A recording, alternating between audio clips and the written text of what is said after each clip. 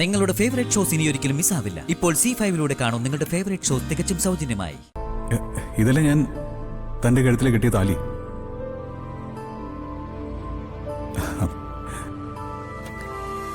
ഞാൻ തന്റെ ഭർത്താവ് അല്ലെങ്കിൽ താൻ എന്തിനാ സൂക്ഷിക്കുന്നത്? എന്തിനാ കഴുത്തിലിട്ടിരിക്കുന്നേ?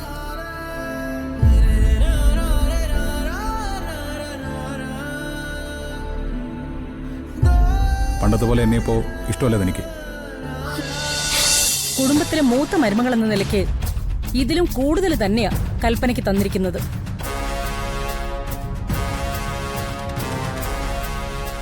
എനിക്കും അമ്മയ്ക്കും അതിന് കൃത്യമായിട്ട് കണക്കുണ്ട്. ആ, എല്ലാവർക്കും എല്ലാത്തിനും കണക്കുണ്ട്. സൂര്യയുടെ ഭാര്യയും വരുണിന്റെ ഭാര്യയും ഒന്നുപോലെ കണക്കാക്കുമ്പോ ഒന്നും മറക്കണ്ട, വരുണും സൂര്യ ഒരുപോലെ അല്ല. ജീവജീവം പോലെ ഇരിക്കുന്ന ഒരാളെ സഹായിക്കുന്നതിനും എനിക്ക് കൂലി കുറച്ച് കൂടുതൽ തന്നാലും കുഴപ്പമില്ല.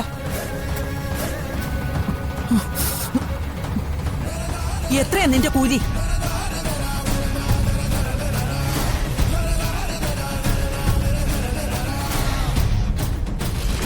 ചോദിച്ചത് കേട്ടില്ലേ? സൂര്യയുടെ കൂടെ നീ ജീവിക്കുന്നതിന് നീ നിശ്ചയിച്ചിട്ടുള്ള കൂലി എത്രയാന്ന്?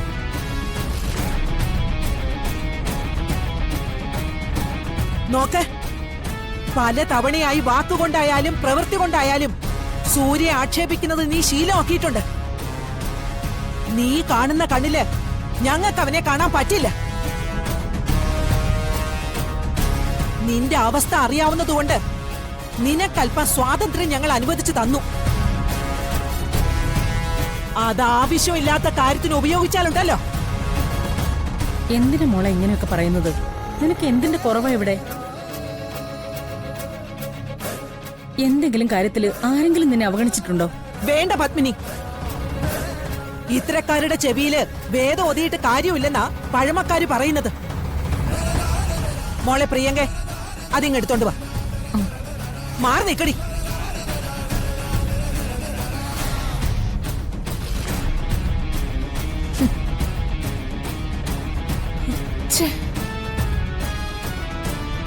അതും രക്ഷയില്ല.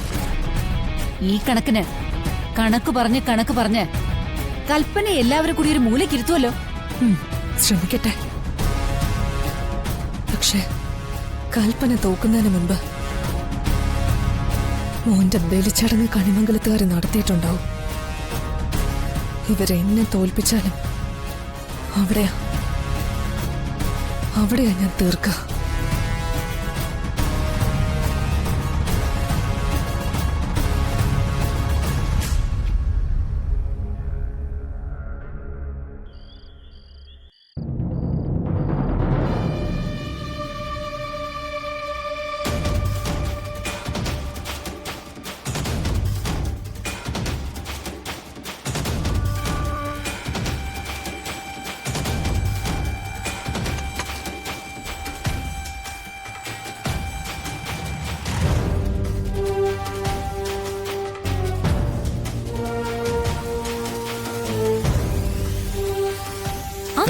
അവിടെ ഇരിക്കേ.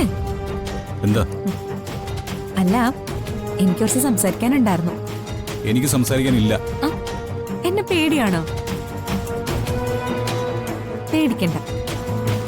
വരുൺ എന്നോട് ഇഷ്ടം തോന്നുന്നത് വരെ ഞാൻ കാത്തിരുന്നോളാം.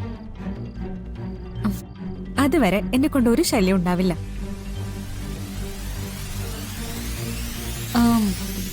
ഞാനൊരു കാര്യം ചോദിച്ചാ സത്യം പറയോ? അമ്മയോടും മുത്തശ്ശിയോടൊക്കെ ചോദിക്കാൻ മടിയായിട്ടാ. എന്താണ്? എന്താ കണിമംഗലത്തുകാരുടെ ബിസിനസ്? ഓ, കണിമംഗലത്ത് സ്വത്തളക്കാനുള്ള ഉദ്ദേശമാണോ? ആ, അല്ല. ഈ കുടുംബത്തിലെ ഒരു അംഗമാവുമ്പോ അറിഞ്ഞിരിക്കാൻ ഒരു ആഗ്രഹം. അച്ഛന് പല ബിസിനസ്സുകളും ഉണ്ട്. ഈ ഫാബ്രിക്കേറ്റ് സ്പോട്ടിംഗ്, 1-2 ടീ എസ്റ്റേറ്റുകൾ, പിന്നെ അതിനോടനുബന്ധിച്ചുള്ള ഫാക്ടറികളുണ്ട്. പിന്നെന്തോ ഷെയർസും ഇൻവെസ്റ്റ്മെന്റും ഒക്കെ ഉണ്ട്. ഡീറ്റെയിൽഡ് ആയിട്ട് കാര്യങ്ങൾ വേണമെങ്കിൽ ഞാൻ അച്ഛനോട് പറയാം. അയ്യോ, വേണ്ട വേണ്ട.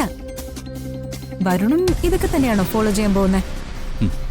ഞാൻ ജീവിക്കണോ വേണ്ടോ എന്ന് തന്നെ തീരുമാനിച്ചിട്ടില്ല. ഈ ന്യൂ വേവിലുള്ള എന്തെങ്കിലും കാര്യങ്ങളൊക്കെ ട്രൈ ചെയ്താൽ എന്താ? ഇപ്പോ എന്താ പറയാ, ഈ ന്യൂ ജനറേഷനൊക്കെ അട്രാക്ട് ചെയ്യുന്ന ചില കാര്യങ്ങളുണ്ടല്ലോ. ഉദാഹരണത്തിന് സിനിമ.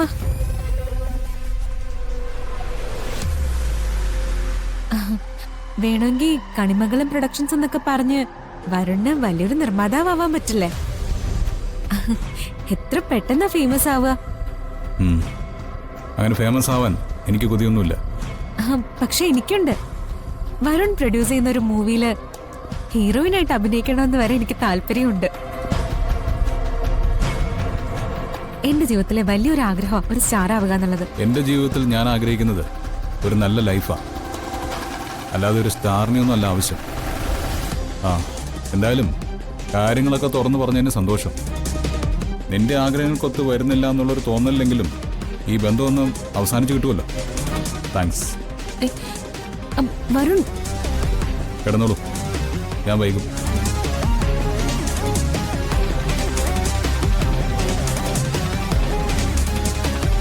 രക്ഷപ്പെട്ടു എന്ന് കരുതണ്ട. ഞാൻ ചരട് കയ്യിലെടുത്തിട്ടേ ഉള്ളൂ. ഇനി മുറുക്കി തുടങ്ങണം.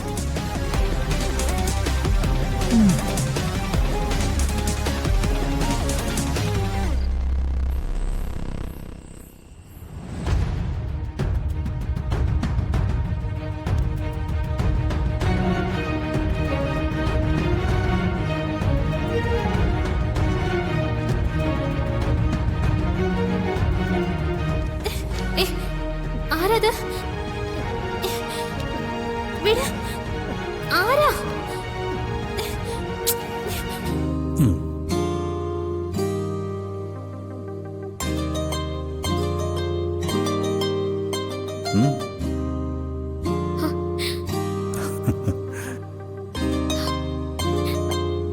അല്ല, എന്തിനാ വന്നേ? ഞാൻ കണ്ടുപിടിക്കില്ലാന്ന് കരുതിയോ? അതെ, ഞാൻ തന്നെയല്ലേ ഇഷ്ടപ്പെട്ടത്. ഞാൻ തന്നെയല്ലേ താലി കിട്ടിയത്. എന്നിട്ട് എന്റെ മുമ്പിൽ നിന്ന് ഒളിച്ചോടിയാല് ഞാൻ കണ്ടുപിടിച്ചല്ലേ പറ്റൂ. വേണ്ട, പൊയ്ക്കോ. ആരെങ്കിലും അറിഞ്ഞാലോ? എന്നാ പിന്നെ എല്ലാരും അറിയട്ടെ. ഞാനില്ലാതെ എനിക്ക് ജീവിക്കാൻ പറ്റില്ല. എന്റെ പ്രണയത്തിന്റെ ഒരു ഒറ്റ വാക്ക് തന്റെ പേരാ.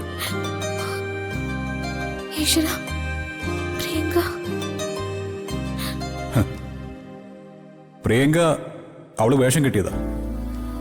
യാഥാർത്ഥ്യം ബോധ്യപ്പെടുമ്പോ അവളത് അഴിച്ചോളൂ.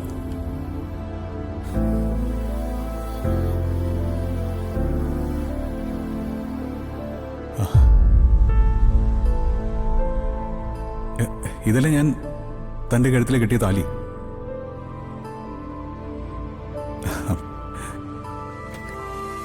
ഞാൻ തന്റെ ഭർത്താവല്ലെങ്കിൽ താൻ എന്തിനാ സൂക്ഷിക്കുന്നത്? എന്തിനാ കഴുത്തിലിട്ടിരിക്കുന്നേ?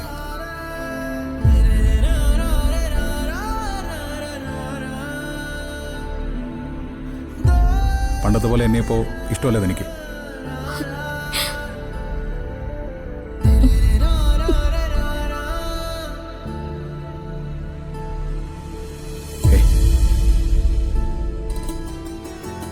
ഡൗൺലോഡ് ചെയ്യൂ C5 ആപ്പ്. കാണൂ എല്ലാ എപ്പിസോഡുകളും സൗജന്യമായി.